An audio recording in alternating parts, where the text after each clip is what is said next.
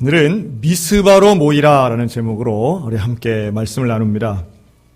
제가 최근에 흥미롭게 읽은 책 중에 사토 겐타로라고 하는 일본의 화학 전문 작가가 쓴 책이 있습니다. 세계 역사를 바꾼 10가지 약이라는 제목의 책이었는데요. 거기에는 제가 평소에 잘 모르는 약, 우리가 아플 때 먹는 약 있지 않습니까? 이 약들이 어떻게 만들어졌고 또 우리 인류 역사를 그러한 비타민 C라든가 페니실린이라든가 아니면 정말 많은 사람을 죽음으로 몰고 간 말라리아를 정복한 퀴닌 같은 약들을 이렇게 소개한 책이었습니다. 제가 잘 모르는 분야였기 때문에 흥미롭게 읽을 수 있었는데요. 그 중에서도 가장 많이 팔리고 있는 약이 무엇이냐라고 했더니 아스피린이라고 하더라고요.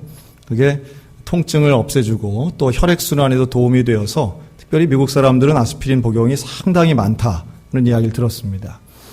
그런데 제 관심을 끈 거는 인류 역사에서 가장 오래된 약은 무엇일까라고 하는 질문에 그가 낸 답은 바로 이거였습니다. 가장 오래되고 지금까지도 사용되고 있는 약은 바로 몰피인이라고 하는 진통제라고 하는 거죠. 이 몰핀의 역사는 상당히 길어서요. 양귀비에서 추출한 이 몰핀은 때로는 마약이 되기도 하고 아편이 되기도 하고 이걸 바이엘이라는 제약회사에서는 더 강력하게 만들어서 먹으면 꼭 영웅이 된 것 같다 해서 헤로인이라는 마약까지 나왔다고 합니다. 그런데 그럼에도 불구하고 왜 진통제가 그렇게 오래됐을까? 왜 그렇게 오랫동안 진통제는 필요했을까? 따지고 보면 약은 병을 고쳐서 오래도록 사는 목적도 물론 있지만 그 근본에는 병 때문에 앓고 있는 고통을 없애려고 약을 만들었다라는 말도 가능하다고 생각이 듭니다. 그런데 여기서 제가 질문을 하나 합니다. 여러분, 그 약은 분명히 효과가 있으면 고통도 없어지고 질병도 나을 텐데요. 그 약은 아픈 당사자가 만들었을까요? 안 아픈 다른 사람이 만들었을까요? 안 아픈 다른 사람이 만들었다는 건 당연한 이야기죠. 물론 거기에는 아픈 가족이나 혹은 아픈 것을 통한 동기부여는 있을지 몰라도 타인의 고통을 보고 그걸 해결하고자 하는 과학자들 또 이 약 관련 전문가들의 노력이 있었음을 우리는 간과할 수 없습니다. 사람은 기본적으로 좀 이기적이어서요. 자기의 고통에는 되게 민감합니다. 그래서 아프지 않으려고 여러 가지로 노력하고 투자도 합니다. 그런데 타인의 아픔에 대해서는 우리는 과연 어떤 마음을 가지고 있는가? 혹자들은 이렇게도 얘기하죠. 다른 사람의 아픔을 대신할 수 없다. 이런 말도 합니다. 우리가 부모 자식 관계를 본다면 여러분 자녀가 아프면 부모의 마음도 아파요 안 아파요? 아프지요. 공감을 합니다. 아픔을 공감은 하는데 그렇다고 해서 내가 공감한다고 해서 저 사람의 고통이 사라지는 것은 분명히 아닙니다. 하지만 여기서 잊지 말아야 될 원리가 있지요. 공감하는 사람은 고통받고 있는 사람에게 도움을 줄 수 있습니다. 또 도움을 주려고 노력하게 돼 있습니다. 노력하다 보면 어느 정도 고통이 줄어들든지 아니면 정말로 감사하게도 사라질 수도 있다라고 하는 거예요. 그런 결과물이 눈으로 보는 것은 바로 약이나 의학 재료 같은 것이고 우리의 정서적인 면으로 본다면 그게 바로 하나님 말씀하시는 사랑의 베풀미다 이렇게 말씀드릴 수 있습니다. 이걸 조금만 더 확대를 해보면 전 이렇게 말하고 싶은데요. 타인의 고통을 우리가 좀 공감하고 고쳐주려고 하는 걸 가족에서 조금 더 넓히면 이웃이 되겠지요. 이웃의 고통을 돌아보고 공감하고 그걸 함께 고치려고 애를 쓰다 보면 결국엔 놀라운 봉사와 역사가 일어나게 될 줄로 믿습니다. 조금 더 넓히면 이걸 사회와 국가로 넓혀지면 국가의 고통을 나의 고통이라고 생각하는 그 사람 그리고 그 고통을 없애기 위해 노력하고 헌신하는 사람들을 우리는 애국자다 이렇게 부를 수 있을 겁니다. 오늘 성경 말씀에 나오는 배경이 딱 그런 나라와 민족을 사랑하는 사람들에 대한 이야기다라고도 볼 수 있어요. 당시 이스라엘은 사무엘상서 7장의 배경은 하나님의 거룩한 물건 법궤를 빼앗기고 전쟁은 지고 민족을 이끌던 영적 지도자 엘리는 죽었습니다. 그리고 20년의 세월이 지나게 됩니다. 여전히 강력한 적 블레셋은 그대로 우리를 위협하고 있고 백성들은 영적 지도자가 없는 암울한 상황 속에서 흔들리고 있었습니다. 그때에 이 나라를 이끄는 영적인 지도자가 세워지는데 그가 바로 사무엘입니다. 그리고 그 사무엘은 백성들에게 이렇게 말하죠. 두 가지의 메시지를 전달합니다. 한번 따라할까요? 우상을 없애고 하나님만 섬기라. 우상을 없애고 하나님을 섬기는 것이 너희가 블레셋으로부터 구원받는 길이라고 명확하게 말씀합니다. 그리고 이 일을 실천함에 있어서 사람들로 미스바에 모이게 합니다. 우상을 없애고 하나님만 섬기기 위해 미스바에 모이는 거예요. 놀라운 일이 벌어집니다. 미스바로 모이는 것은 다른 말로 한다면 하나님께 순종하는 태도인 줄로 믿습니다. 모이라고 할 때 모여지는 거예요. 저는 이때의 이스라엘의 상황과 지금 현재 우리 대한민국의 상황을 한번 이렇게 생각을 해봤습니다. 특별히 이제 내일부터 이번 한 주는 상당히 우리나라 이 한반도 상황에 중요한 한 주다. 다들 그렇게 얘기하지 않습니까? 얼마 전까지만 해도 이게 과연 이루어질까라고 했는데 진짜로 내일 모레 화요일 날 싱가포르에 있는 무슨 센토사라는 섬에서 북미, 미북 정상들이 만난답니다. 만나서 뭘 하나 보니까 무슨 종전선언을 한답니다. 종전선언이라는 건 이제 전쟁이 끝난다는 거죠. 우리 대한민국엔 휴전선이 있습니다. 휴전선은 전쟁을 잠깐 쉬고 있다는 뜻인데 이제는 전쟁을 완전히 끝내겠다는 선언을 정치적이고 상징적이긴 하지만 꼭 필요한 선언을 하겠다는 이야기죠. 그리고 조금 성급하지만 그렇게 되면 한반도에 평화가 일어나고 그리고 통일도 되고 마음대로 왔다 갔다도 되고 얼마나 좋을까 이런 기대감을 우리는 다 가지고 있습니다. 또 우리가 원하고 기대하는 대로 정말 잘 됐으면 좋겠습니다. 그럼에도 불구하고 우리의 마음에는 잊혀지지 않는 일들도 있습니다. 왜냐하면 북한을 사랑하지만 북한을 믿을 수 없는 그런 일들의 기억들이 있기 때문이지요.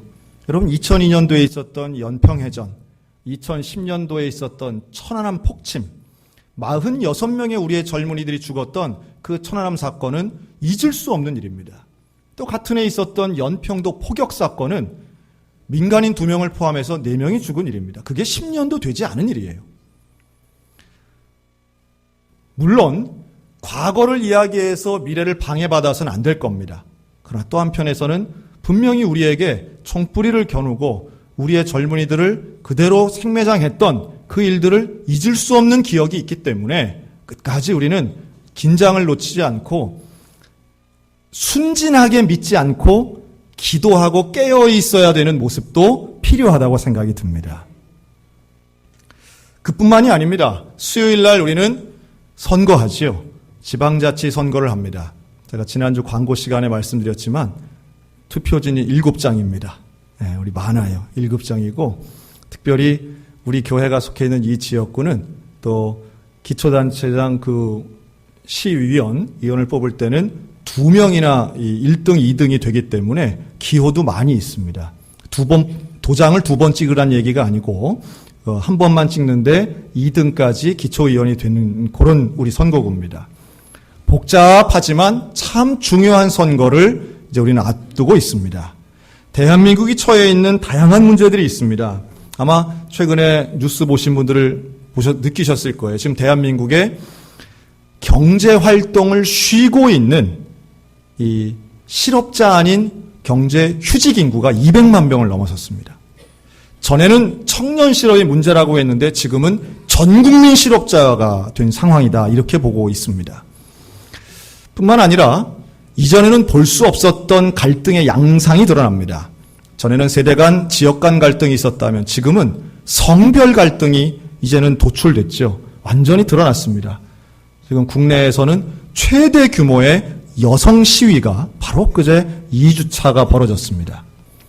전에는 저런 게 왜 갈등이지? 왜 저런 게 문제인가라고 생각하는 분들도 많았지만 이제는 정말 여러 가지 종류의 문제들이 다 터져나오고 있는 것도 현실입니다. 그리고 오랫동안 지난 10년간 120조 원을 쏟아부어도 해결하지 못하는 문제, 저출산의 문제, 고령화의 문제, 특별히 우리 강원도가 가지고 있는 가장 심각한 문제, 인구 감소의 문제.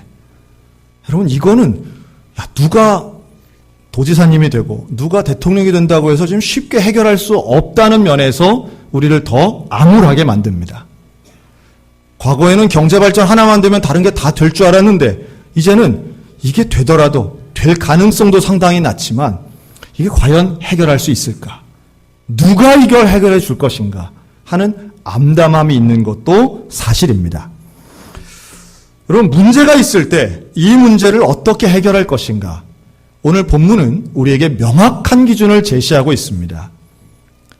국가가 어렵고 민족이 어렵고 사회가 문제가 가득할 때에 그때에 문제의 본질을 꿰뚫는 영적 지도자의 한마디는 오늘 우리 모두에게도 적용되는데 그 말이 바로 미스바로 모이라인 줄로 믿습니다. 미스바로 모이라고 하는 것은 문제의 해결자 되시고 역사의 주관자 되시는 그 여호와 하나님 앞에 나는 물론이고 우리의 가정, 우리 사회, 이 나라와 민족을 하나님 손에 맡기겠습니다 라고 하는 본질을 찾는 운동임을 믿으시기 바랍니다. 미스바로 모일 때 그것이 바로 지금입니다. 저는 6월달이 되면 이 순교자들에 대한 관심이 높아집니다. 혹시 오늘 오신 분들 중에 2004년 6월 22일이 무슨 날인지 아시는 분이 계실지 모르겠습니다. 그날은 고 김선일 씨가 참수당하여 돌아가신 날입니다. 벌써 14년 됐습니다. 제가 한번 금요 저녁 때 말씀드린 것 같은데요. 그 김선일 씨는 저하고 이름만 같은 것이 아니라 나이도 같습니다. 그리고 그분 고향이 당시에 부산이었고요. 저는 그때 대구에 살고 있었습니다. 그리고 그분도 신학을 공부했고 저도 교회 부교역자로 사역하고 있을 때였습니다. 그래서 그때 아주 그 비참한 참수 장면이 나오고 온 국민들이 다 충격을 받았을 그때에 제 싸이월드 미니홈피에 고인의 명복을 빕니다 하는 내용도 많이 쓰였습니다. 그리고 저희 가족들에게도 안부를 묻는 전화들도 제법 왔던 기억이 납니다. 그저 우연이라고 생각하고 지나갔었는데 저는 오히려 춘천으로 이사 와서 그분에 대한 이야기를 더 많이 듣게 되었습니다. 그분의 가정사가 상당히 복잡한 분입니다. 그런데 그분의 이복 형님이 바로 우리 춘천에서 10년 이상 목회하신 목사님이세요. 지금은 일본 선교사로 가셨는데요. 그분하고 아주 가까워 한 교회 사역하셨던 목사님과 제가 춘천에 와서 친해지면서 고 김선일 형제에 대한 이야기를 여기 와서 많이 들었습니다. 그리고 그때 얼마나 사회적인 분위기가 우리 교회에서조차도 그분이 순교자냐 아니냐라고 하는 논란이 있었고요. 그리고 지금까지도 많은 분들이 그분을 순교자로 생각하진 않습니다. 또 사회적으로는 당시에 가지 말라고 하는데 왜 갔느냐라고 하는 부정적인 이미지가 더 많았기 때문에 그 누구로부터도 어떤 보상받지 못하고 가족들은 그 이후에 부모님들은 충격으로 일찍 돌아가시고 가족들은 사회적 빈곤과 그런 사회적 지탄 가운데 뿔뿔이 흩어진 아주 비참한 과거를 가지고 있습니다. 마음이 아프지요. 저는 이름이 같다는 우연한 사건 하나였지만 도저히 남 이야기 같지 않고 그러면서 또 하나 그분이 나중에 쓴 글이나 편지나 또는 영상 고백 같은 걸 제가 보면서 이분은 정말로 복음을 들고 갔었는데 아마도 그가 하나님에 대해 예수님에 대해 고백하는 말을 했을지라도 그 테러 단체는 그거를 인터넷에 올리진 않았을 거라고 저는 생각합니다. 본인들이 원하는 것을 읽게 하고 살고 싶고 한국 군대 철수하라는 내용만이 올라갔겠지요. 제 마음속에는 개인적으로 그분이 순교자로 남아있기 때문에 그리고 왠지 저와는 개인적인 연관성도 느껴지면서 그분이 하려고 했던 그 사명 내가도 이어받아야 되겠다 하는 생각도 가지게 됩니다. 그러면서 또 하나 드는 생각은 이겁니다. 하나님은 주의 백성이 복음을 위하여 생명을 바친다면 그 후손이나 혹은 그 가족이나 그 다음의 역사를 결코 외면하시는 분이 아니라고 하는 믿음이 저에게는 있습니다. 그것은 사후 10년이나 20년 그런 짧은 기간 동안에 파악하거나 평가할 것도 아니라고 하는 것인데요. 그걸 이번에 저는 또 한 번 깨달았습니다. 바로 지난 화요일이죠. 우리 구역장, 구역강사님들 모시고 이 한국 기독교 순교자 기념관을 다녀왔습니다. 경기도 용인에 있는, 양지에 있는 이 순교자 기념관은 개신교, 그것도 우리 한국 개신교에 순교하신 분들을 모신 곳입니다. 영정을 모셨는데요.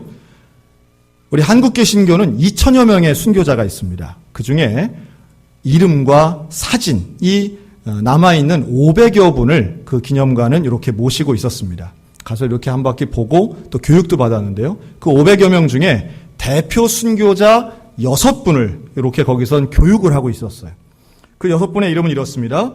백홍준 장로님, 박관준 장로님, 신석구 목사님, 또 우리가 잘 아는 손양원 목사님, 주기철 목사님, 그리고 문준경 전도사님이었습니다. 감리교단, 장로교단 분들 있었지만 그 중에 유일한 여성이며 우리 성결교단에 문준경 전사님이 계시다는 건 상당히 우리로서는 감격적인 일이었습니다. 그런데 그런 분들 중에 모두의 공통점 몇 가지가 있는데요. 하나는 이분들 모두가 나라와 민족을 사랑했다는 것이고, 또 하나는 돌아가실 때는 가족 모두가 망하는 것처럼 보였다는 겁니다. 순교의 영성이라고 하는 건 술술 일이 잘 풀리고 남들이 당하는 불행을 겪지 않는 게 아니고 남들이 당하지 않는 고난과 어려움도 거의 선택해서 가다시피 해서 당한 어려움, 그게 바로 순교자들의 공통점이더라는 거예요. 다른 분들은 조금 아실 것 같아서 오늘 제가 그분들 중에 한 분 소개하려고 합니다. 낯설으실 거예요. 신석구 목사님입니다. 이 신석구 목사님은 1876년 충남 청양에서 유학자의 집안으로 태어나십니다. 어릴 때부터 정말 똑똑해서 10살 때 벌써 사서삼경을 다 떼고 11살 때는 마을 서당에 훈장을 했다고 하더라고요. 11살짜리를 훈장으로 둘 정도면 얼마나 똑똑하니까 그렇게 했겠어요. 그런데 이렇게 똑똑한 청년 신석구가 기독교를 받아들입니다. 1908년도에 그가 세례를 받습니다. 30 넘은 나이에 세례를 받는 이 청년 신석구가 이렇게 얘기합니다. 내가 예수를 믿는 이유는 복음이 진리라고 믿기 때문입니다. 그런데 이 진리인 복음이 나만 구원하는 게 아니라 이 조선을 구원할 것이라고 믿기 때문에 나는 예수를 믿습니다. 이렇게 말합니다. 참 많은 이 초대 기독교인들, 우리나라의 조선 기독교 초기에 세례받았던 분들은 대부분 자기 한 몸 어떻게 복을 받으려고 한 차원이 아니라 이 민족을, 이 나라를 어떻게 하면 더 해방하고 잘 사는 나라가 되게 할까, 이게 초미의 관심사였다는 것은 오늘 우리에게 참 큰 가르침을 주고 있다, 저는 그렇게 봅니다. 그래서 이 신석구 청년은 세례를 받고 미국인 선교사로부터 세례를 받습니다. 이 왓슨 선교사가 그런 제안을 했다고 그러죠. 당신은 너무 참 똑똑한데 미국으로 가서 의학을 공부하고 그리고 다시 조선에 오면 훨씬 도움이 될 것 같다. 그때 이 신석구 청년은 의학을 공부하는 것도 좋지만 의학을 공부하면 한 명씩 치료하지만 복음을 전하면 민족이 하루라도 더 빨리 진리 가운데 해방되고 변화될 거라고 나는 믿습니다. 그리고 복음 전도자가 됩니다. 목사 안수를 받고 복음 전도자가 되어서 이분이 어디서 사역을 했느냐 하면 춘천에서 합니다. 이분이 감리교단 목사님이세요. 그래서 홍성, 가평, 춘천을 다니며 복음 전도자로서 사명을 감당합니다. 그리고 이분은 1919년 3.1운동 당시에 민족대표 33인 중 한 분이셨습니다. 그리고 실제로 무장투쟁까지 하면서 2년 6개월간 옥에도 들어갑니다. 이 감옥생활 2년 6개월을 하면서 신석구 목사님이 쓴 자서전이 있습니다. 거기에 이런 내용이 나와요. 정말로 우리를 괴롭히는 것은 일제가 아니다. 우리가 하나님 앞에 죄를 회개하고 우리가 복음을 받아들여 역사의 주관자이신 위대하신 하나님의 도우심을 입어야만 한다. 그의 자서전에 쓰여 있는 내용입니다.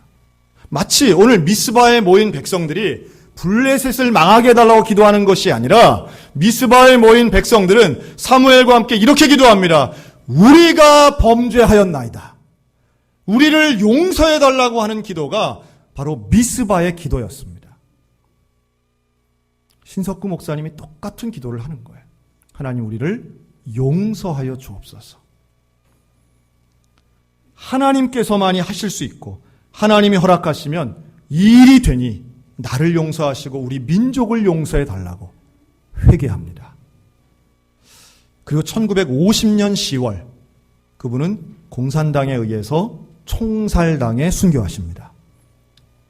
그분의 나이 76세 때 당시로선 상당히 나이가 많은 상황이었는데요. 그때까지도 정치적인 어떤 곳에 서지 않고 오직 믿음과 복음을 가지고 민족을 위해 복음 전파하시다가 돌아가신 그 신석구 목사님을 지금 우리는 순교자라고 기리고 있는 겁니다. 어찌 보면 우상을 제거하고 하나님을 섬기라고 하는 사무엘 선지자의 그 외침, 그리고 미스바에 모여서 나를 용서해달라고 우리가 범죄했다고 기도하는 그 이스라엘의 모습, 사실 오늘 우리에게 가장 필요한 모습이 아니겠는가라는 말씀을 드려요. 여러분, 그래서 우리 교회가 내일부터 우리 이곳이 미스바가 되기를 간절히 소망합니다. 내일부터 우리가 함께 기도하기를 원합니다. 나라와 민족을 위해서 기도할 겁니다. 자, 여기서 기도하는데 몇 시에 모여서 기도할까요? 자, 우리 옆 사람 보고 새벽 5시랍니다. 새벽 5시에 모여서 우리가 기도한답니다. 야, 이게 참 심각한 얘기지요. 새벽 5시라니요. 사람이 그 시간에 어떻게 깨어있을 수 있습니까? 하는 분들도 있을 수 있겠어요. 그런데요, 중요한 건 이겁니다. 미스바에 모이라 할 때에 모였다는 게 중요합니다. 각자 있는 곳에서 기도해라가 아니에요. 사무엘이 요구하는 겁니다. 명령하는 겁니다. 메시지를 전합니다. 미스바로 모이라. 따라하시기 바랍니다. 모이는 것이 순종입니다. 모이라고 할 때 모인 이 이스라엘 백성들은 모인 자체가 이미 순종을 실천한 거예요. 하나님 앞에 순종하는 백성에게 하나님께서 응답의 은혜를 주실 줄로 믿습니다. 그 응답의 역사가 이스라엘에게도 임합니다. 블레셋 군대가 막 쳐들어오는데 여기선 기도만 하고 있는 거예요. 금식하고 기도합니다. 물을 쏟아 부으며 마치 내 마음을 쏟아 붓듯이 물을 제단에 쏟아 부으며 하나님 앞에 금식하며 부르짖으며 기도할 때에 하나님의 역사가 우레를 발하여서 그 블레셋의 모든 군대가 진멸된 줄로 믿으시기 바랍니다. 그 시작은 바로 모이는 일이었어요. 모이는 것이 순종입니다. 제가 아마 퀴즈를 하나 드리겠습니다. 여러분, 목사님은 새벽에 나와서 기도하는 것이 쉬울까요? 어려울까요? 목사님은 뭐 맨날 하는 건데 새벽 5시쯤 나오는 건 뭐 맨날 하니까 쉽지 않겠나 할 생각을 하시는 분도 계실지 모르겠는데 뭐 다른 목사님들은 다 훌륭하니까 쉬우실 텐데 저는 지금도 쉽지 않습니다. 저는 신학교 다닐 때 우리 왜 그런 말들 농담 삼아 하지 않습니까? 우리 개신교인들이 잘 못하는 거 3가지. 다른 건 다 잘하겠는데 3가지 못하는데요. 그 뭘 못하느냐? 금식기도, 새벽기도, 전도. 그래서 그 3가지 못하면 다 못하는 거 아닌가 하는데 중요한 건 여러분, 새벽기도는 다른 나라 교회에도 있을까요? 아니면 한국 사람이 다니는 교회만 있을까요? 새벽기도는. 신기하게도 한국 사람이 있는 교회만 있습니다. 그 신기하죠? 그 왜 그럴까요? 소위 말해 도대체 어떤 놈이 만든 걸까요? 1907년도 평양에 있는 산정연교회에 모여서 놀라운 대붕의 역사가 일어납니다. 그 자리에서 길선주 장로님이 앞에 나와서 그 부흥회 끝날 무렵에 자신의 죄를 고백하기 시작합니다. 내가 죄인입니다. 내가 나쁜 놈입니다. 울며 자신의 죄를, 그 부끄러움을 고백하는 길선주 장로님 뒤를 이어 미국인 선교사가 나와서 내가 죄인입니다라고 고백하기 시작해. 그 자리가 울음바다가 되고 한 사람씩 나와서 자신의 죄를 회개하는데 거의 밤을 새게 된 거예요. 안 되겠다. 끝낼 수 없다. 잠깐 집에 갔다 다시 모이자. 언제 모일까? 일찍 모이십시다. 이래서 새벽에 다시 모이게 된 겁니다. 가기 싫은 거예요. 집에 가기 싫은 거예요. 모인 거예요. 여러분, 그 모여서 다른 거 한 게 아니라 죄를 회개한 모임이 새벽 기도의 시작입니다. 여러분, 새벽 기도는 교회 성장하기 위한 프로그램도 아닙니다. 교육하기 위한 무슨 커리큘럼도 아닙니다. 나의 죄를 회개한 데서 이 미스바 성회와 맥을 같이 하는 거예요. 새벽은 기적의 시간인 줄로 믿으시기 바랍니다. 출애굽을 한 이스라엘 백성들에게 만나를 주신 시간 새벽입니다. 가나안에 들어간 사람들이 여리고성을 무너뜨린 놀라운 시간 새벽입니다. 새벽은 승리의 시간이고 구원의 시간인 줄로 믿으시기 바랍니다. 예수님이 죽음의 권세 이기시고 사망 권세 이기고 다시 부활하신 시간 새벽이라고 하는 거예요. 그런데 이렇게 말씀하시는 분들도 있죠. 아이고, 근데 목사님, 저는 새벽 체질이 아니에요. 나는 밤 체질이에요. 새벽에는 도대체 일어날 수도 없고, 일어난다 할지라도 억지로 가도 비몽사몽 난 잠만 자다 오기 때문에 그거 의미 없지 않습니까? 차라리 정신이 말짱할 때 저녁에 집에서 혹은 어디서 제가 혼자 열심히 기도하겠습니다. 자, 말이 맞아요, 틀려요? 아주 저는 맞다고 생각합니다. 아주 합리적이고 참 맞는 이야기인데요. 놀라운 건 그렇게 말씀하시는 분들 중에 맑은 정신 속에 기도하시는 분 별로 못 봤어요. 그런 분들은 맑을 때도 별로 기도를 안 하시는 분들이에요, 되게. 분명히 새벽에 나오면 졸립니다. 잠이 옵니다. 체질이 그렇지 않기 때문이기도 하고 습관이 그렇지 않기 때문이기도 하고 자고 싶은 마음이 있기 때문이기도 한데 그래도 나와야 될 이유가 있습니다. 한번 따라 하실까요? 기도해. 양을 채우라. 우리가 소위 말해 양보다 질이다 이런 얘기 할 때 있습니다. 그리고 실제로 기도가 짧은 시간에도 아주 깊이 기도할 수도 있습니다.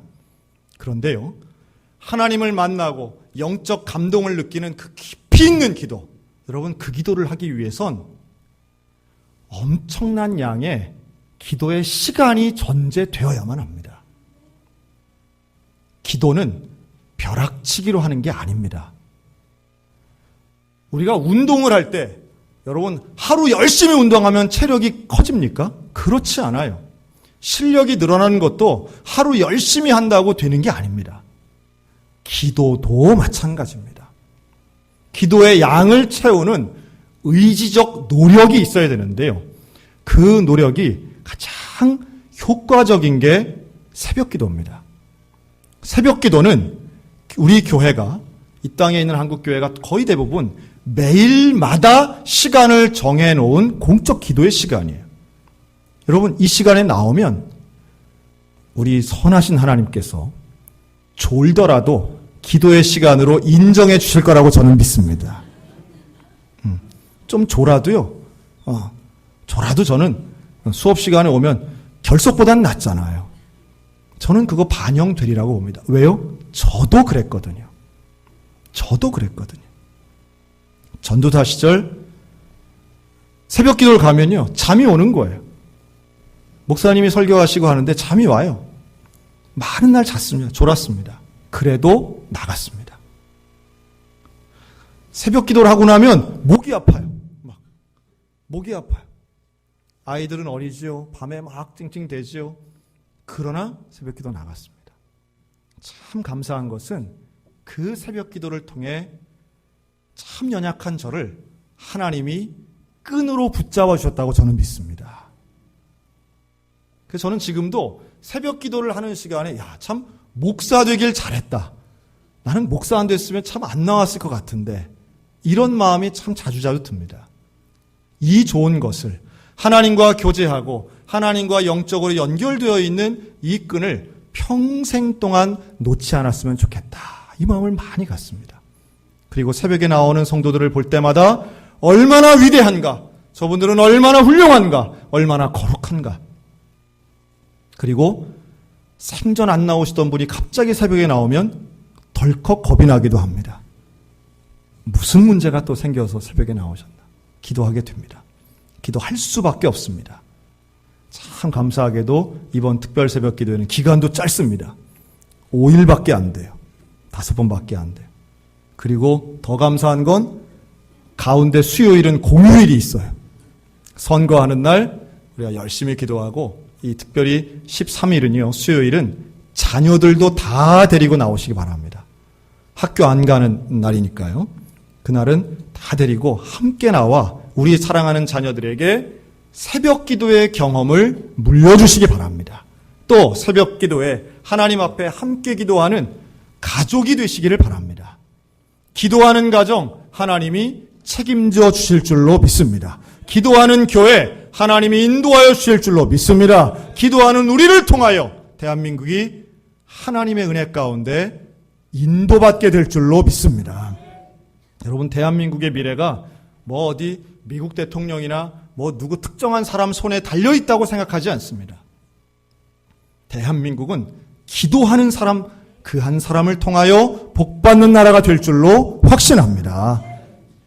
우리 교회가 미스바 교회가 돼야 됩니다. 미스바 성회가 돼야 되고, 이곳을 통하여 하나님의 역사가 일어나는 놀라운 간증이 경험되시기를 주님의 이름으로 축원합니다. 나라와 민족을 위하여 기도하고 응답받는 이 시대의 새로운 영적 순교자, 그리고 이 시대에 필요한 미스바와 같은 우리 소양 성결교회가 되시기를 주님의 이름으로 축원합니다. 아멘.